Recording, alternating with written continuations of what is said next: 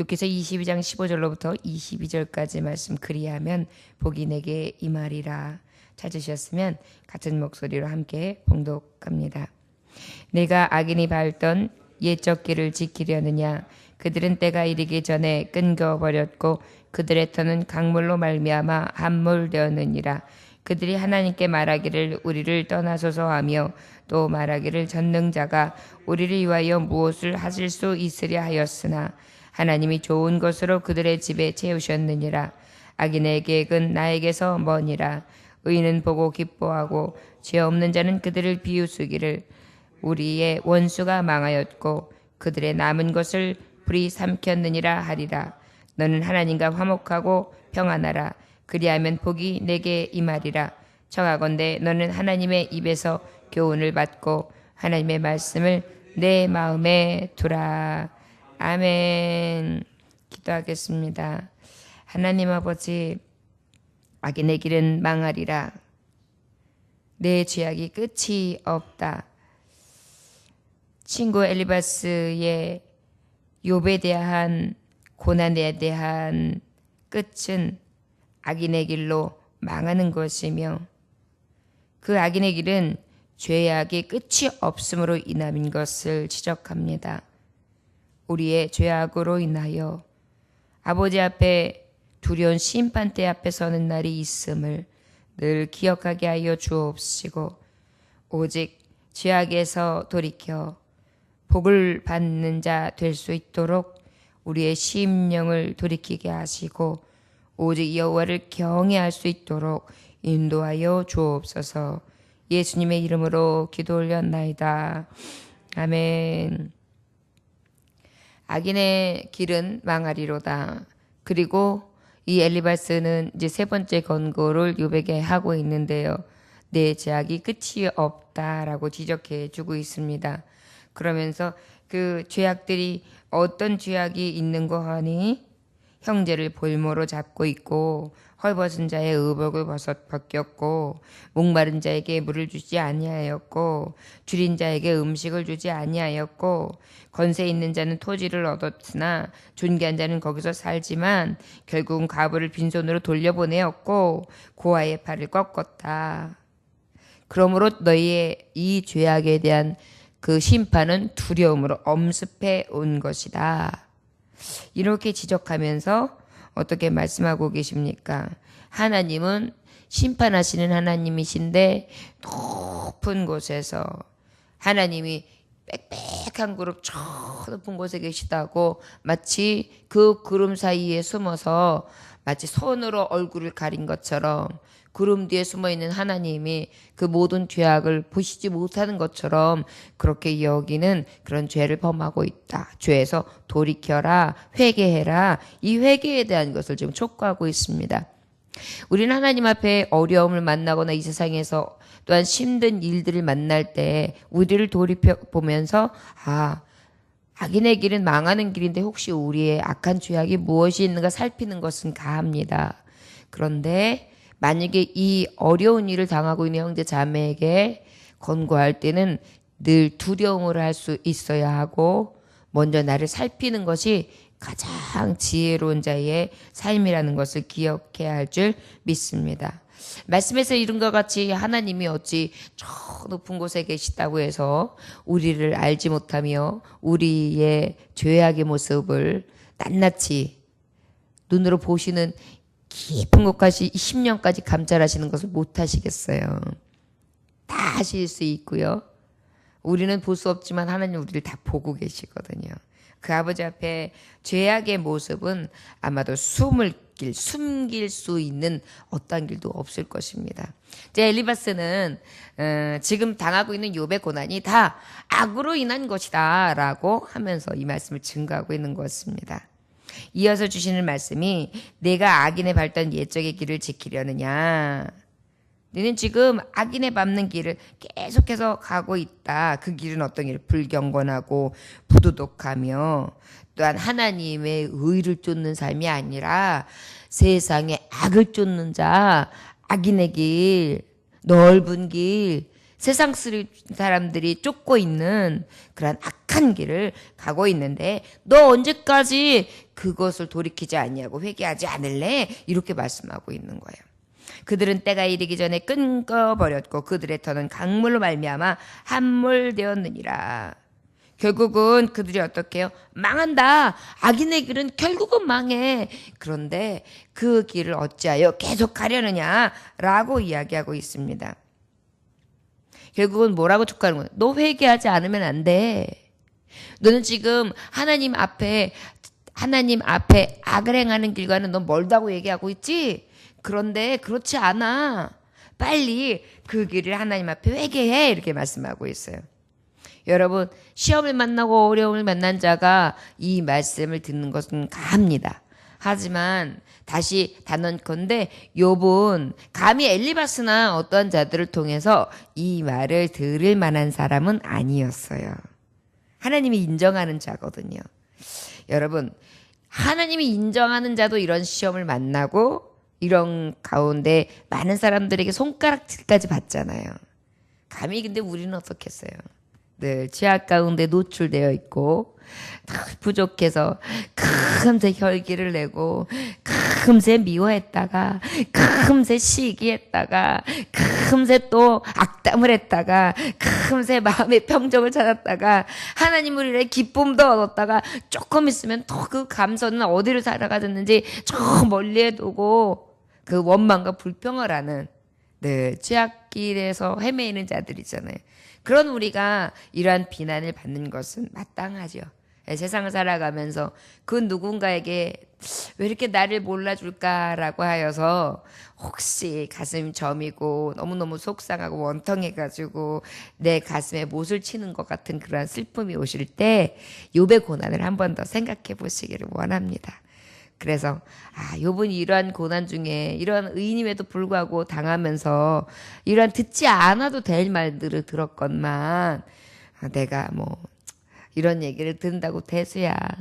하나님 앞에 더 나의 경건하지 못한 모습을 돌이키고 회개하고 더 하나님 앞에 온전한 삶을 살도록 애써야지. 이런 마음으로 늘 회개하고 내 자신의 이 악하고 그다음에 내 안에 있는 이 부도덕하며 악을 달려가기에 빠른 이런 생각들과 삶들을 온전히 아버지 앞에 맡기고 간구하는 심령으로 겸손하게 하나님 말씀 앞에 서야 될 줄 믿습니다. 하나님이 말씀하시 그들이 하나님께 말하기 우리를 떠나소서 하며 또 말하기를 전능자가 우리를 위하여 무엇을 하실 수 있으랴 하였으나 악인들은 그러죠. 악인들이 특별히 대명사는 뭐예요? 하나님 말씀을 갖다 거절하는 거예요. 전능자가 우리를 위하여 무엇 하실 수 있으랴. 그래서 하나님이 나한테 뭐 해주신다고, 뭘 하실 수 있다고, 지금 이제서 뭘 한다고 라고 악인들은 하나님의 전능하심, 하나님이 우리를 향하여 하실 수 있는 일들을 어떻게 다 부정해요. 하나님이 좋은 것으로 그들의 집에 채우셨느니라. 악인의 계획은 나에게 뭐니라. 저들은 그렇게 이야기하며 하나님이 좋은 것으로 그들의 집에 채우셨다. 악인의 계획은 나에게서 뭐니라.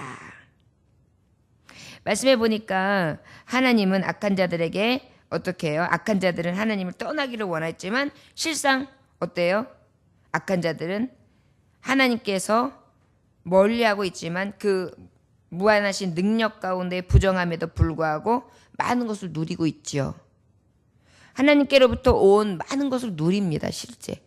여러분 악한 자들이 전능자를 지금 부정하고 있지만 하나님이 지금 세상을 주관하고 계시단 말이에요. 아침이면 해가 떠요. 밤이면 해가 져요. 때를 따라 비를 주세요. 때를 따라 하나님이 공급하시는 은혜로 지금도 여전하게 사계를 움직이시면서 인생들에게 필요한 것을 공급하고 계시단 말이에요. 전능자를 부정한다는 것 자체가 말이 안 되는 것이 저들이 부정한다 할지라도 하나님의 인애와 하나님의 능력과 하나님의 일하심이 멈추지 않거든요. 그러다 보니까 어때요? 아버지는 여전히 일하시고 악인이 부인한다 할지라도 하나님은 그럼에도 불구하고 저들의 필요한 것을 늘 채우시고 악인의 계획은 나에게서 멀다. 하나님의 계획과는 멀지만 그럼에도 불구하고 하나님이 하시는 계획들은 성취되고 있죠.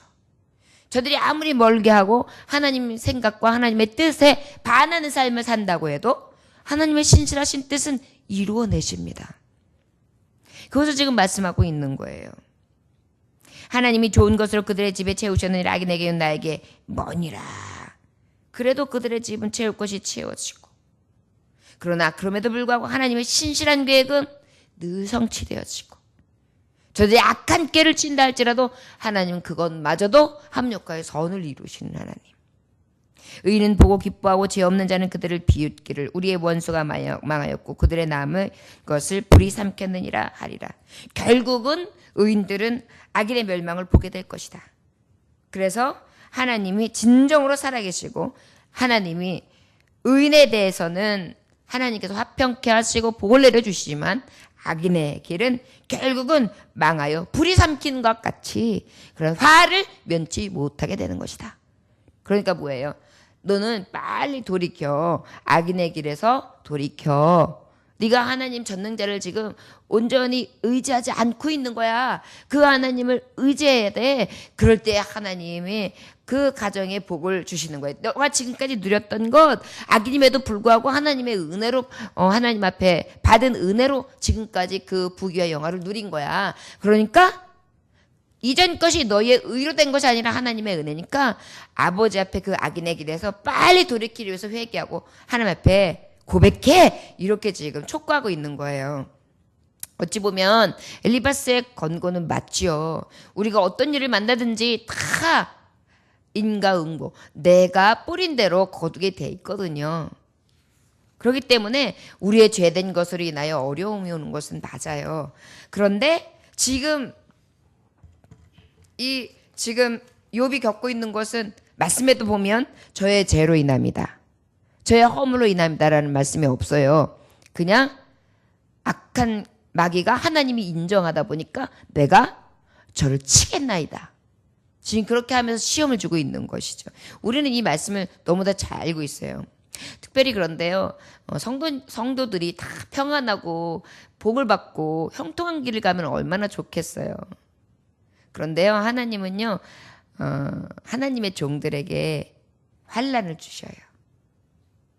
환난이 없었으면 좋겠는데요, 환난은요, 우리를 인내하게 해요. 소망에 이르게 해요. 인내력도 없고 소망도 없던 우리에게요, 환난을 통해서 인내하고 소망에 이르게 해요. 그리고 겸손하게 해요. 그리고 우리가 진정으로 바라볼 것이 하늘나라에 있음을 믿음으로 바라보게 해요. 믿음을 굳건히 해요. 그래서 하나님은요, 마치 이것을 이렇게 표현하고 계시잖아요. 우리가 풀무 속에 다 집어넣고 녹여가지고 그 안에서 무엇을 추출해요? 정금같이 나온 것 같이. 우리가 이 시험과 환난과 이 연단을 통하여 나도 모르는 사이에 내 영이, 내 심령이 내가 아버지 보시기에 정금과 같은 자로 하나님은 그렇게 만들어내신다는 것이죠. 그렇기 때문에 믿음의 사람들은 환난도 유익이에요.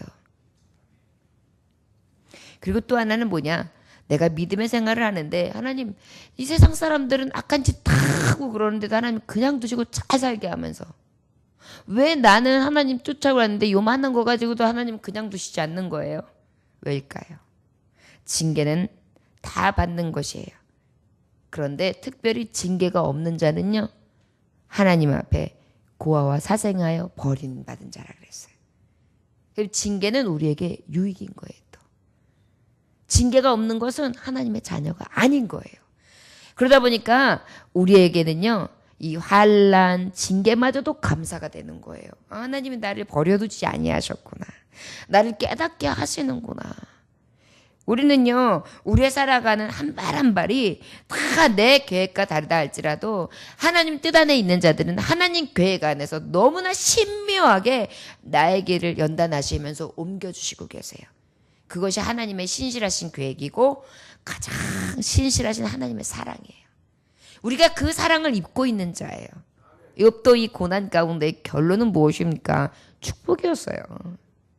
고난 뒤에 돌아오는 게 축복이에요. 여러분, 하나님은 우리에게 축복의 보따리를 주신다고 하십니다. 그런데 그 보따리 안에는요, 반드시 무엇과 같이 오냐면 고난의 보따리가 같이 온다고 해요. 그래서 고난, 막 축복의 보따리를 풀면은 고난이 막 쏟아지는데 고난을 딱 하다 보면 축복이 탁 잡힌다는 것이죠. 함께 온다는 것입니다. 이 고난을 잘 인내하고 이기는 자에겐 하나님이 축복도 더해 주시죠. 특별히 우리에게 가장 큰 축복이 무엇입니까?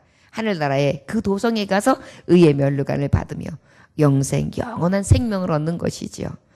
유한하고 한계성이 있으며 나의 이 겉사람이 후패하는 이 과정 속에 우리가 무엇을 소망으로 삼겠습니까? 썩어진 육신으로 삼겠습니까? 아니면 이 짧은 인생 언제 어떻게 될지 모르는 이 인생에게 베팅을 하겠습니까? 아니죠. 가만히 생각해 보시면 정말 하나님의 말씀은 너무나 진리입니다. 우리가 가장 바라볼 의, 가장 사랑할 것, 가장 중요하게, 가장 귀중하게 바라봐야 될 게 바로 영생의 소망이며 하나님의 나라인 것을 우리는 환난의 때에 더 많이 깨달아 알 수 있기 때문입니다. 여러분, 환난을 당하면은요, 아유, 하나님의 나라가 있어. 하나님 나라 가야지. 세상은 나그네와 같은 삶이야.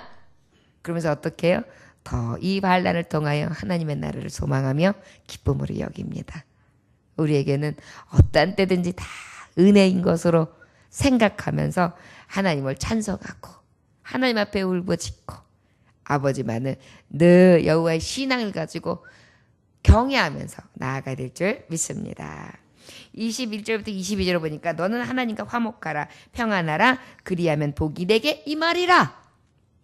하나님의 말씀은 일맥상통합니다. 오늘 말씀의 제목이 그리하면 복이 내게 임하리라. 사실 15절로부터 마지막 절 39절까지는 그리하면 복이 임하리라예요. 내 죄악은 끝이 없다. 그러니까 빨리 회개해. 악인의 길은 멸망하는 거야. 엘리바스는 이렇게 말씀하고 난 다음에 악인의 길에서 돌이킨 자에게 주시는 복이 있어. 어떻게 돌이키면 복이 임할까? 어떻게 하면 복이 임할까? 바로 어떻게 하면 하나님과 화목하고 평안하며. 여러분, 우리가 악에서 돌이킨다, 회개한다. 이것은 다름 아닌, 다른 말로 하면 하나님과 화평한다. 그리고 하나님 안에서 평안한다. 이것을 말씀하는 거예요. 우리가 하나님 그리스도 주 예수 안에서 은혜와 평강이 있기를 구하노라. 사도 바울이 이렇게 축복했잖아요. 이것은 곧 하나님이 주신 우리에 대한 메시지예요. 악인의 길에서 망하는 길이 아니라 흥하는 길이 있다. 복받는 길이 있다. 그 길은 첫 번째, 하나님 앞에 화목하라. 하나님과 화목하라. 그리고 평안하라. 여러분, 주님이 내 안에 머무르시면요, 화목하고 평안이 넘쳐요. 그런데 주님이 내 안에 주가 되지 아니하시면 그때부터는 화목도 평안도 사라져요. 우리 삶을 살면서 느껴지지 않냐십니까? 갑자기 내가 혈기가 찾아왔어요. 어떤 일로 하여금 내 마음에 기쁨이 사라졌어요. 그러면서 어때요? 나도 모르게 성신이 내 안에 계시지 아니하시고 내 안에 내가 가득해요. 육이 가득해요. 육신이 가득해져요. 그 순간부터 여러분 평안하시던가요? 이상하죠? 평안이 깨져요. 기쁨도 사라져요. 그러면서 화가 나요. 속상해요. 이것을 볼 수가 있어요. 결국은 진정한 축복은요, 하나님 안에 있는 거예요. 오늘 말씀도 똑같아요. 너는 하나님과 화목하고 평안하라. 그리하면 복이 내게 임하리라. 왜 그럴까요? 여러분, 사람이 주는 손내밀음과 평안을 구하고 축복하는 것은 아무 유익이 없어요. 한계가 있어요. 되어주는 것도 안 될 수가 있고 아무리 도와줘도 밑빠진 독에 물붓기가 될 수 있어요. 그런데 하나님과 화목해서 하나님이 주시는 것은 완전해요. 그러다 보니까 하나님이 주시는 화평, 하나님이 주시는 평안은 완전하거든요. 실수가 없는 거예요. 그러다 보니까 우리에게서 복받는 비결 중에 가장 복은 하나님과 화목하고 하나님이 주시는 평안 안에 있는 거예요. 그때부터 진정한 축복을 누리게 된다. 이렇게 볼 수 있음을 우리는 기억해야 될 줄 믿습니다. 신명기 10장 20절에 보니까 내 하나님 여호와를 경외하며 그에게 친근히 하고 그랬어요. 하나님하고 친근히 하는 것입니다. 야고보서 4장 8절에 보니까 하나님을 가까이 하라. 그리하면 너희를 가까이 하시리라. 하나님을 가까이 하는 것입니다. 악인의 길에서 망하지 않는 길, 축복받는 길은 바로 무엇이냐면 하나님과 화목하는 건데, 화목하는 방법이 있다, 비결이 있다. 바로 그것이 뭐냐? 아버지의 말씀에 교훈을 받고 그 말씀을 내 마음에 두는 거, 그 다음에 특별히 하나님 앞에 친근하게 하는 것인데, 그 친근함이 어떤 방법으로 이루어지는 것이냐? 하나님을 가까이 하는 것이다. 그리하면 하나님도 가까이 주신다. 그러다 보니까 어때요? 내 안에 진정한 축복과 진정한 화평과 진정한 화목이, 평안이 이루어질 수 있다는 것을 말씀을 통하여 우리는 깨달아 알 수 있습니다. 여기 보니까 복이, 그리하면 복이 내게 임하리라 그랬어요. 그 복은 어떤 복일까요? 건강, 경제적 안정, 가정적 행복, 사회적 평안 다 포함하시는 거고요. 가장 큰 축복이 뭘까요? 영생의 축복이죠. 여러분, 하나님을 진정으로 만나서 하나님과 화목하고 주 안에서 평강의 하나님이 내 안에 머무르는 순간, 내 주인으로 오시는 순간서부터 이 모든 것이 더해지게 되어 있습니다. 근데 우리가 이것을 자꾸 모르고 내가 어떻게 해보려고 해요. 그리고 사람을 자꾸 의지하려고 해요. 세상에서 답을 찾으려고 해요. 그러니까 하나님과 늘 멀어지게 돼 있죠.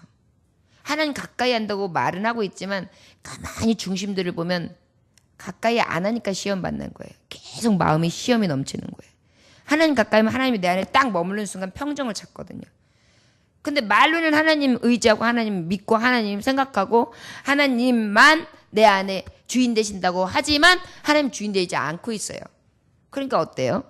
참 축복이 임하지 못하는 거예요. 우리의 안에 얼마나 가증함이 숨어 있는지 모릅니다. 청하건대 너는 하나님의 입에서 교훈을 받고 하나님의 말씀을 내 마음에 두라. 그리하면 복을 받으리라.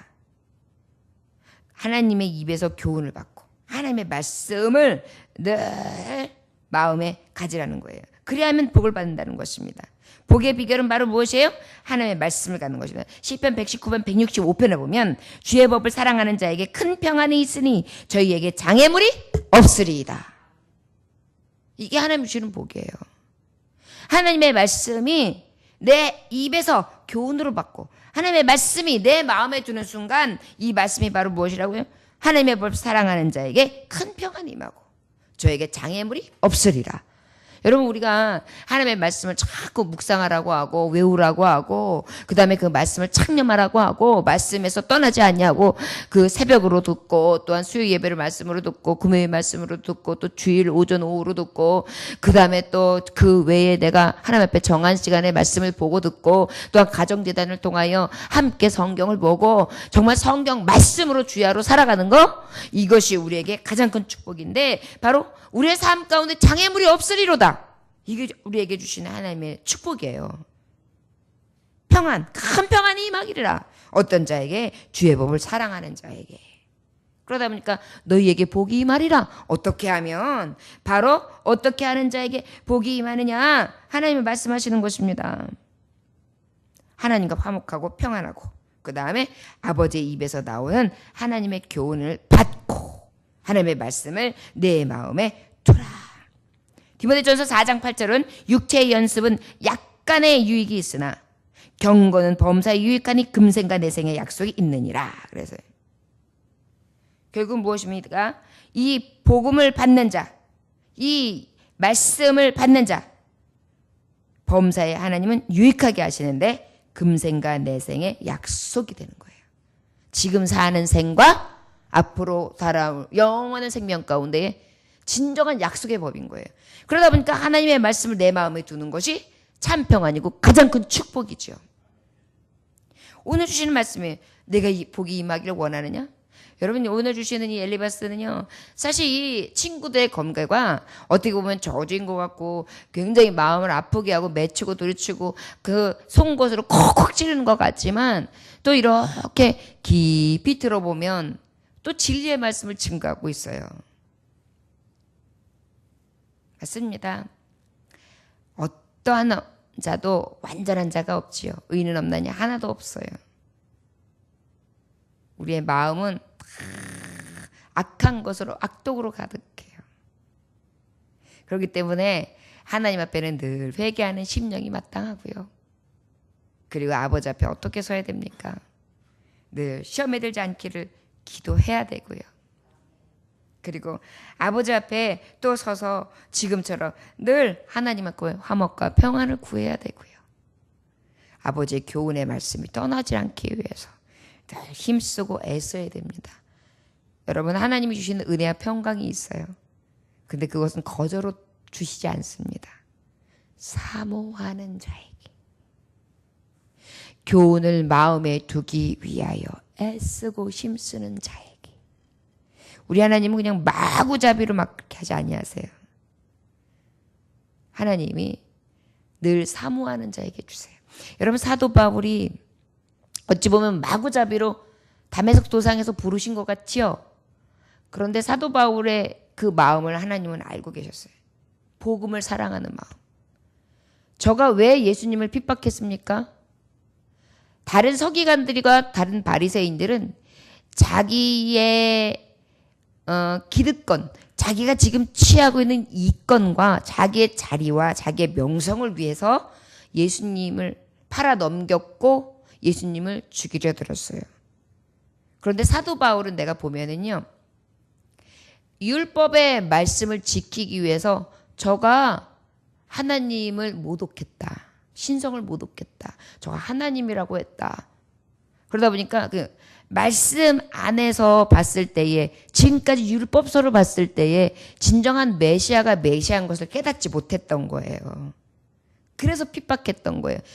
그렇지만 그 안에는 무엇이냐면 율법에 대한 강한 사모함과 그것을 지키고 그것을 지켜내려고 하기 위한 핍박이었던 거예요. 하나님 그걸 보신 거예요. 네가 열심히 지금 믿고 있는 율법이 있어. 그래, 그게 내가 너에게 준 법이야. 그러나 너는 그 안에 있는 내 마음을 못 읽었구나. 그 안에 있는 진정한 진리는 메시아야. 너를 구원하는 거야. 그러다 보니까 너는 구원하는 하나님을 못 만나고 진정으로 메시아를 네가 핍박한 거다. 그걸 알게 해 주신 거예요. 그래서 결국은 저가 내가 핍박한 게 예수님을 핍박한 거였어. 그 율법에 말씀했던 그 예수 그리스도 메시아, 우리에게 이 땅에 보내주실 분, 구속자를 내가 핍박하고 말았구나. 이것을 깨닫게 하신 거예요. 그러다 보니까 마구잡이로 오신 게 아니에요. 그의 인격과 그가 열심을 내고 있는 이유를 확실하게 보신 하나님께서 근본 되신 하나님을 알게 하심으로 너와 같이 지적으로 가득한 자들을 깨! 그리고 너와 같이 하나님의 마음을 읽지 못하고 진정한 메시아를 알지 못하는 자들에게 가서 전해! 그리고 저 이방인들, 아버지의 말씀이 없는 자들에게 이 복음을 가서 증거해라! 지금 너의 이 열심이면 죽어갈 영혼들 다 살릴 수 있다. 왜냐하면 예수님 믿는 자들 잡아가두고 죽이려고 쫓아다녔거든요. 왜요? 저에게는 율법 사랑하는 마음이 뜨거웠던 거예요. 너 그 뜨거운 열정이면 죽어가는 영혼들 살리고도 남겠다. 난 네 기질을 사겠다라는 거죠. 그리고 하나님은 사도 바울을 부르신 거예요. 우리에게도 마찬가지예요. 하나님은 정하신 바, 하나님이 예정하신 뜻 가운데 우리의 기질들을 사시고요. 어찌 보면 억지로 하시는 것 같지만 절대 억지로 하지 않아요.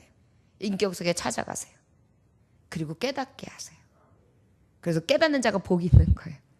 그리고 그 말씀을 따라 늘 그 복이 있는 삶, 오직 여호와를 앙망하고 그 다음에 그 하나님과 화목하고 평안이 가득하며 아버지의 교훈을 삼아서 늘 말씀대로 살아가는 자, 그 마음을 두는 자, 그 사랑하는 자들을 복되게 하시고 하나님은 축복 주시기 원하시는 줄 믿습니다. 저와 여러분, 오늘도 우리에게 찾아오시고 우리에게 많은 것을 부어주시되 특별히 아버지의 평안과 아버지께서 주시는 화목이 내 안에 가득하기를, 주님과 늘 화목할 수 있기를 오늘도 구하며 그 사랑 안에 복이 넘칠 수 있는 저와 여러분들 되시기를 주의 이름으로 축원합니다. 기도하겠습니다. 하나님 아버지 감사합니다. 주의 법을 사랑하는 자에게 큰 평안이 있으니 저희에게 장애물이 없으리로다. 하나님 아버지, 말씀은 우리가 살아가는 길 가운데 장애물이 없게 합니다. 큰 평안을 주십니다. 이 말씀이 하나님이시기 때문입니다. 아버지 안에 화목을 누리고 아버지 안에 평안을 누림으로 참된 복을 누릴 수 있게 하시고 그 평안을 가지고 찾아가 많은 영혼들에게 평안과 하나님의 화목을 이룰 수 있도록 산 증거자들이 되게 하여 주옵소서. 오늘도 주님을 만나고 이 축복을 받는 자들로 살아가기 원합니다. 평강의 하나님, 주님과 화목하게 하시고 늘 하나님의 말씀의 교훈이 떠나지 아니하는 가장 복된 자의 삶을 살아갈 수 있는 진정한 하루가 될 수 있도록 주여 인도하여 주옵소서. 예수님의 이름으로 기도 올려나이다. 아멘.